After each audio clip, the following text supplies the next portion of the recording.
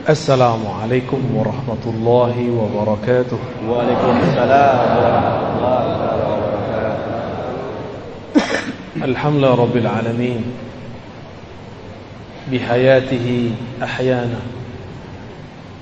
wa bini'matihi an'amana wa birahmatihi ja'alana mimman aqama as-salah. Asyhadu an la ilaha illallah wa asyhadu anna Muhammadan abduhu wa rasuluh. Allahumma salli wa sallim wa barik ala sayyidina Muhammad Allahumma salli wa barik alaihi wa ala alihi wal bahdi khalifatihi wa sallim. Amma ba'du. Allahumma bika asbahna wa bika amsayna wa bika nahya wa bika namut wa ilayka an-nushur. Bismillahilladzi la yadurru ma'a ismihi shay'un fil ardi wa la fis samaa'i wa huwas samii'ul 'aliim. نعوذ بكلمات الله التامات من شر ما خلق. اللهم إنا نسألك خير هذا اليوم وخير فيه وخير بعده ونعوذ بك من شر هذا اليوم وشر ما فيه وشر بعده. Jamaah subuh yang dimuliakan Allah, kota Singkawang ya. Ini kota insyaallah diberkahi Allah. Amin ya Allah. Karena jamaahnya masih banyak yang sholat subuh. Walaupun beda suku, beda agama banyak di sini, tapi pembeda kita dengan selain kita cuma satu. Beda kita bukan kopiah, bukan serban, bukan baju. Perbedaannya kita bangun lebih awal dari dia. Kita bangun lebih awal daripada dia. Dan inilah satu-satunya agama di alam semesta yang mengajarkan bangun bahkan sebelum orang seharusnya bangun. Bahkan surat kedua yang diturunkan, wahai orang berselimut, ya ayyuhal muzzammil qumil laila illa qalila. Bangunlah malam hari meskipun sedikit. Kalau oleh kata dokter kurang tidur kurang sehat badan, tapi kalau ahli rohani, jika mengurangi tidur dengan cara yang tepat, latihan yang tepat, lalu mengisinya dengan nama-nama Allah, ma'rifatullah, maka justru rohaninya tambah kuat, badannya memiliki kekuatan berlipat-lipat. Kalau sudah terlatih dengan cara yang baik, ya. Kalau enggak, nanti malam tadi tahajud, siang nanti ngomong, saya capek. Kenapa? Malam tadi tahajud jam 2. Enggak pakai caranya. Ada tekniknya. Segala sesuatu ada ilmunya. Jangan beramal dengan nafsu. Beramal itu justru untuk mengendalikan nafsu. Bapak Ibu yang bukan Allah, semoga majlis subuh ini betul-betul diberkahi oleh Allah. Amin. Mau bahas tentang apa? Akidah, fikih, tasawuf. Torikoh. Mau torikoh yang mana? Torikoh akhir zaman ya. Suatu kali saya datang ke suatu tempat. Dalam tanya jawab ada yang bertanya. Apa pertanyaannya? Apakah kita dapat cinta Allah dengan berzikir, dapat cinta Rasulullah dengan bersolawat? Saya lihat yang bertanya masih kecil, tapi pertanyaannya seperti orang yang sudah dewasa. Mungkin dia dapat keberkahan sang wali yang ada dulu mengajar di pesantren itu. Dan juga mungkin ini pertanyaan seperti Jibril bertanya kepada Nabi Muhammad untuk mengajari siapa yang hadir. Atau mungkin yang lain. Wallahu a'lam bis-shawab. Yang pasti pertanyaannya, apakah dengan zikir kita jadi cinta Allah? Allah jadi cinta kita? Apakah dengan salawat kita dapat cinta Rasulullah? Lalu dengan izin Allah dan nikmat Allah saya menjawab, cinta Allah dulu baru berzikir, cinta Rasulullah dulu baru berselawat. Dari mana dalilnya? Dalilnya dari Quran, surat Muhammad sallallahu alaihi wasallam ayat 19. Fa'lam annahu la ilaha illallah. Fa'lam dulu. Al-Imam Al-Bukhari menerjemahkan kata fa'lam, al-ilmu qabla al-qawli wal-amal. Berilmu dulu, baru katakan dan amalkan. Jangan dibalik. Beramal dulu baru berilmu, itu tidak tepat. Maka fa'lam, pelajari dulu siapa yang engkau sebut, baru sebut namanya. Maka ringanlah menyebut namanya. Mau 1.000, 2.000, 3.000, 5.000, 10.000, 70.000, ringan. Tapi kalau belum kenal namanya, 33 pun terasa berat. Kalau sudah cinta, jangankan duit 50.000. Kalau kita punya 5M pun kita kasih. Tapi kalau belum kenal nih, traktir 5.000 pun kita berat. Benar. Itu baru makhluk, apalagi Khalik. Kalau belum kenal, ada orang telepon kita, "Bang, jemput aku bang." Malam hari, kita nggak kenal. Apa kita jawab? Siapa kau?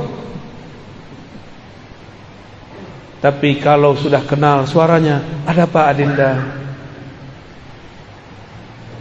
Maka kita jemput dia kalau kita sudah kenal. Karena kenal pasti cinta. Udah cinta baru berkata-kata dan beramal. Itulah makna daripada surat Muhammad ayat 19. Sayyidina Abu Bakar As-Siddiq setiap kali menyebut nama Allah, badannya langsung bergetar. Dia tidak sanggup mengeraskan suaranya. Maka dikenallah Sayyidina Abu Bakar As-Siddiq, zikirnya lembut. Dalam bahasa Arab, az-zikr al-khafi atau sirri, zikir yang yang lembut. Karena dia kenal siapa yang dia sebut. Tapi Abu Bakar ditanya, apa yang disebut ma'rifat, mengenal Allah? Jawaban beliau, ketika engkau mengaku, semakin mengenalnya, semakin engkau mengaku bahwa pengetahuanmu tidak ada apa-apanya. Ini baru faham tauhid, pembagian sekian, baru faham sifat 20, sudah merasa alim. Belum. Bahkan satu huruf pun itu ada nama, ada makna di dalamnya. Kita baca al-lafaz Allah, alif di situ sudah ada maknanya. Jika tidak ada maknanya, kenapa Allah mengatakan alif lam mim? Karena satu alif ada makna. Itulah perbedaan kitab suci ini dengan kitab suci yang lain. Kitab suci Al-Quran, jika diterjemahkan, terjemahannya bukan Quran, namanya terjemahan. Al-Qurannya bukan itu, karena terjemahan dari makhluk, sedang Quran bukan dari makhluk. Maka tidak sah solat pakai terjemahan. Allahu Akbar, dengan nama Allah yang Maha Pengasih lagi Maha Penyayang. Segala puji milik Allah Rabbul Alamin, pencipta alam semesta. Enggak sah. Salatnya langsung batil. Ya. Itu salatnya langsung batil. Al-Qur'an turun dari sananya sudah bahasa Arab. Maka dapat dipastikan enggak usah pakai hadis palsu. Bahasa langit, bahasa Lauh Mahfuz, bahasa surga, bahasa para malaikat, itu bahasa Arab yang murni. Cukup ini. Bahkan Allah pun berkalam-kalam dengan hambanya dengan bahasa Arab. Dalilnya apa? Allah turunkan di arasnya surat Al-Fatihah. Jadi salah satu oleh-oleh Nabi ketika beliau diangkat Mi'raj, Allah langsung turunkan surah Al-Fatihah. Dialog Nabi dengan Allah. Bismillahirrahmanirrahim, itu pembuka. Sayyidina Nabi SAW membuka lagi, Alhamdulillahi Rabbil Alamin. Allah jawab, Hamidani abdi, hambaku telah memuji-mujiku. Setelah Alhamdulillah apa? Ya, bangun bertidur nih. Ar-Rahmanir Rahim. Apa kata Allah? Asna alayya abdi, hambaku sangat banyak memujiku. Maliki yaumiddin, sama, Allah juga jawab begitu. Wali abdi ma sa'al, Allah tambahkan, apa yang dia minta aku pasti kasih. Iyyaka na'budu wa iyyaka nasta'in, sampai akhir Allah mengatakan aku kasih, aku beri. Maka tiadalah orang mendirikan makna Al-Fatihah lalu membacanya dengan lisannya melainkan Allah Ta'ala kabulkan semua hajatnya kalau baca Fatihahnya benar. Ya, kalau baca Fatihahnya, saya sudah baca Fatihah kok nggak sampai-sampai, berarti Fatihahnya belum dialog dengan Allah Subhanahu wa Ta'ala. Ketika Nabi naik ke arasy Allah, Allah turunkan di situ, maka ada ayat yang belum tertulis sebagai ilmu Al-Quran. Dalam ilmu Al-Quran disebut dengan ma'rifatu makan nuzulil ayat, mengetahui tempat turunnya ayat. Belum ada yang menyebut arsy, samawi, ardi. Yang baru ada laili nahari, turun siang hari, turun malam hari. Makki madani, turun di Mekah, turun di Madinah. Tapi kita tambahkan ilmu Quran di akhir zaman, ya, bahwa Al-Fatihah adalah ayat arsy, ayat yang turun di arsy Allah Subhanahu wa Ta'ala. Itulah yang dibawa. Oleh karena itu solat hanya sah dengan Al-Fatihah. Jangan debat lagi kalau ada imam baca atau tidak. Jangan debat lagi. Nabi cukup mengatakan la salata liman lam yaqra' bi Fatihatil Kitab. Hadis Bukhari dan Muslim. Tidak sah salat kamu sampai engkau membaca Al-Fatihah. Mau imam makmum sama, namun adabnya imam dahulu baca baru kita baca. Kenapa? Karena munajat dialog ini tidak bisa diwakilkan kepada imam. Meskipun ahli fikih bilang bahwa kalau imam baca cukup bagi makmum, betul, itu jaminan. Tapi jika dia seorang hamba, dia harus berdialog dengan Rabbnya. Maka saya termasuk orang yang sangat kagum dengan mazhab Imam Muhammad bin Idris Syafi'i. Beliau berdasarkan hadis ini mengatakan, mau imam mau makmum wajib baca Al-Fatihah, karena dialog munajat hamba tidak dapat diwakilkan kepada seorang sahaja. Jadi gak usah debat, Pak. Debat itu belakangan, hadisnya tidak ada perdebatan. Yang tidak boleh baca keras-keras di belakang, atau baca aja lebih dahulu dari imam. Itu yang tidak boleh. Jadi dialog di arsy sana bukan dengan tasyahud yang kita baca at-tahiyatulillah. Itu hadisnya kurang sahih, bahkan tidak sahih. Yang sahih adalah dialog arsyah, ayat arsyah, surat Al-Fatihah. Oleh karena itu membaca ayat-ayat yang ada di Al-Fatihah, 7 ayatnya wajib secara mutlak. Membuat salat menjadi sah atau salat menjadi tidak sah. Guru-guru kami yang ahli ma'rifat mengkalamkan kepada kami, apakah salawat Allah kepada hambanya?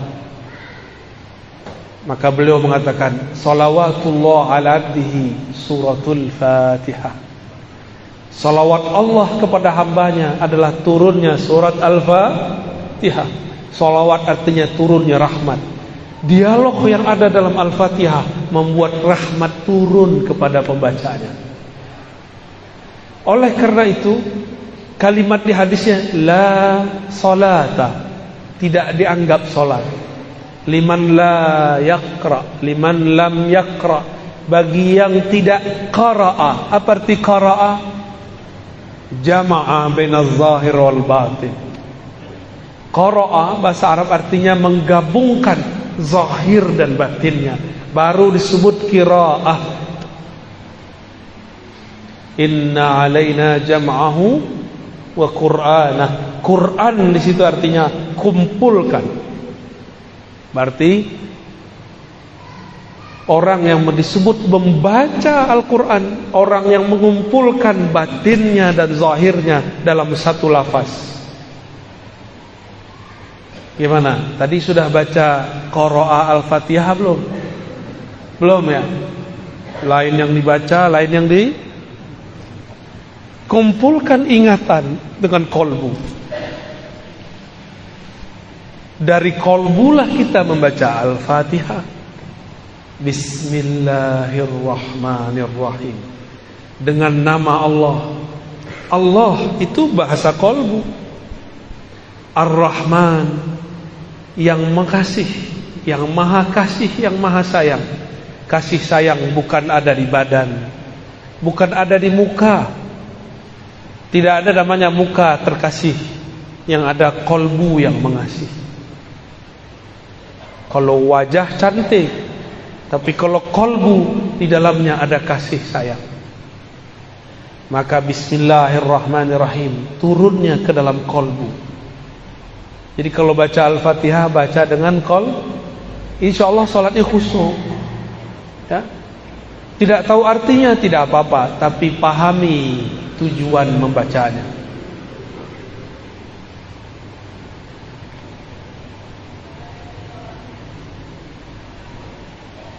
Lalu kembali ke pertanyaan yang tadi. Saya menjawab dengan apa tadi? Sebelum engkau zikir, cintalah kepada Allah. Sebelum engkau sholawat, cintalah kepada Rasulullah. Nah, tadi itu zikir, sekarang Rasul sallallahu alaihi wasallam. Jika benar kita rindu Rasulullah sallallahu alaihi wasallam, pasti disebut namanya mata berlinang. Jika disebut namanya dada kita bergetar. Jika benar cinta kepada baginda Rasul sallallahu alaihi wasallam. Karena setiap kekasih pasti rindu kepada kekasihnya. Tapi menjeritlah kepada Allah, ya Allah, betapa kerasnya hatiku disebut nama kekasihku, kekasih engkau, kekasih alam semesta, Habibullah, Habibur Rahman, tapi hati kami tidak juga bergetar. Maka istighfar kita bukan istighfar dari dosa fisik semata. Kita pun istighfar, ya Allah, ternyata hatiku, jiwaku, ruhku tidak kenal kepada Bapak ruhku, baginda Rasul sallallahu alaihi wasallam. Apa yang mesti kita kenali dari Rasulullah sallallahu alaihi wasallam? Beliau mengatakan, ana Muhammad, aku nama jasadku Muhammad. Ana Ahmad, aku ruhku bernama Ahmad. Ana Aqib, aku tugas kerasulanku, kenabianku Aqib, penutup semua rasul dan nabi. Ana Mahi, aku pembawa syariat risalah, menghapus semua risalah terdahulu. Beliau menyebutkan hanya beberapa sifatnya, beberapa namanya. Maka sebanyak apa kita kenal namanya, sebanyak itulah kita kenal baginda Rasul sallallahu alaihi wasallam. Tapi dari semua nama itu, yang paling inti adalah Muhammad Habibullah, Ahmad Ruhullah. Nabi Muhammad itu Habibullah, ruhnya adalah hembusan dari Allah. Dari hembusan itulah ruh kita ada. Itulah makna ayat, setelah aku ciptakan tubuh, nafakhtu fihi min ruhi, aku tiupkan ke dalam tubuh itu rohku, ruhullah Ahmad. Maka sumber ruh yang ada dalam diri ini bersumber dari ruh Ahmad. Maka kita ini adalah pecahan daripada ruh Ahmad. Kalau ruh ini bersumber dari Ahmad, tubuh ini bersumber dari ibu, maka kita sebut ibu kita ibu karena badan ini keluar dari badannya. Ruh kita keluar dari ruh Ahmad. Maka ulama kita ahli ma'rifat memberi istilah Ahmad ummul arwah, Ahmad ummur ruh. Ahmad adalah ibunya sekalian ruh. Jadi kalau berselawat katakan Assalamu alayka ya Sayyidana Ahmad, ya ummar ruhina, ya umma arwahina. Salam atas engkau wahai Sayyidina Ahmad, dari engkaulah ruh kami bersumber, engkaulah induk daripada ruh kami. Assalamu alayka ya Rasulullah, ya abal arwah. Salam atas engkau wahai ayahanda ruhaniku, terimalah aku menjadi anakmu. Kita ini anak-anak Rasulullah sallallahu alaihi wasallam. Inilah rahasianya. Kenapa Rasul sallallahu alaihi wasallam ketika dilempar oleh orang Taif tidak balas dengan doa kualan. Beda dengan Nabi Nuh, beda dengan nabi-nabi terdahulu. Mereka lah mengatakan, ya Allah hancurkan saja umatku. Tapi lain dengan Rasulullah, beliau memandang semuanya anak-anakku, semuanya anak ruhku. Mungkinkah ayah ruhani, ibu rohani mendoakan kehancuran bagi anak-anaknya? Tidak mungkin. Itu mungkin ayah ibu lagi lupa diri. Rasulullah tidak pernah lupa. Jadi bapak ini saya lihat ada beberapa yang suka marah ke anaknya nih. Terlihat dari raut keningnya ya. Semarah-marah kita jangan bilang matilah kau, jangan. Cilakalah kau, jangan. Setan kau, jangan. Kalau lagi marah Pak, kutuknya begini, jadi wali Allah kau. Amin ya Rabbal. Jadi ulama lah kau. Jadi orang alim lah kau. Kalau kita mengutuk anak dengan begitu, jangan dibodoh-bodohi. Karena lewat malaikat doa amin. Nabi SAW menegur seorang yang sedang sakit. Apa kata dia? Malangnya nasibku, beberapa hari ini sakit, cilakalah badanku. Nabi kata, mah, diam. Jangan katakan yang buruk-buruk. Fa innal malaikata yu'minuna ala ma taqulun. Jangan berbicara yang buruk-buruk, karena malaikat mengaminkan yang kalian katakan. Ya, sepakat ya. Jangan ngutuk anak dengan yang buruk. Kalau ngutuk dengan yang baik Pak. Baik. Sudah faham kenapa Nabi berbeda dengan Nabi Nuh. Walaupun umurnya 950 tahun, Nabi Muhammad cuma 63 tahun secara fisik, tapi ruhani Nabi lebih tua dari Nabi Nuh. Ruhani Nabi Muhammad itu induknya ruh Nabi Nuh. Maka Nabi Nuh tidak sanggup melewati kemuliaan ruh Nabi Muhammad sallallahu alaihi wasallam. Maka kalau bersolawat Pak, saya ijazahkan satu solawat, dibaca dalam hati. Assalamu alayka ya abati ya Rasulullah. Atau pakai tambah, Assalatu wassalamu alayka ya abati ya Rasulullah. Salawat dan salam atas engkau wahai ayahanda rohaniku Rasulullah sallallahu alaihi wasallam. Coba sama-sama. Assalatu wassalamu alayka ya abati ya Rasulullah.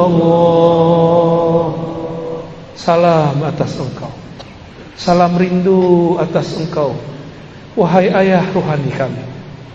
Terimalah kami menjadi anak-anak rohani-Mu. Amin ya Rabbal alamin. Al-Fatihah. Ar-Rahman. Iya. Syurut.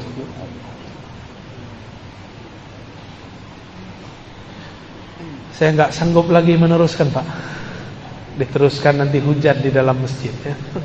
Allahumma shalli ala sayyidina Muhammad. Ya, silakan bagi yang bertanya orang dulu. Silakan.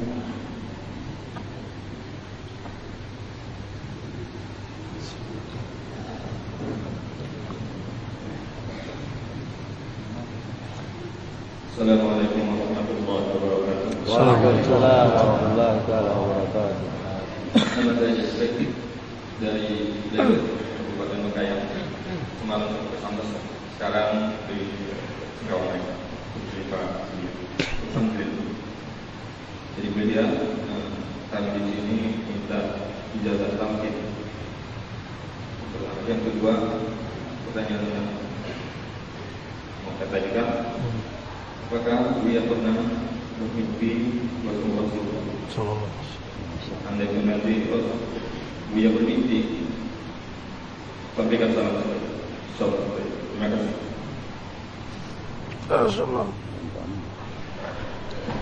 Tadi itu sudah talqin itu, talqin sholawat. Ya, antum itu langsung ijazahnya langsung dari Rasulullah secara ruhani. Karena saya belajar hadis, dalam ilmu hadis tidak terima riwayat kecuali ketemu fisik. Tapi ini ketemu rohani. Terjawab pertanyaan kedua. Jadi suatu saat ada orang aliran sesat datang kepada saya. Dia mengaku imamnya adalah Imam Mahdi. Hari Jumat, saya kemudian sebelum sholat, saya salawat mengadu kepada Rasulullah. Kenapa saya gelisah? Gelisahnya bukan main. Saya nggak pernah segelisah itu. Dulu punya masalah apa saja tidak ada gelisah. Ini gelisahnya bukan main. Sebelum Jumatan, saya kemudian menyapa Rasulullah. Allahumma salli ala sayyidina Muhammad.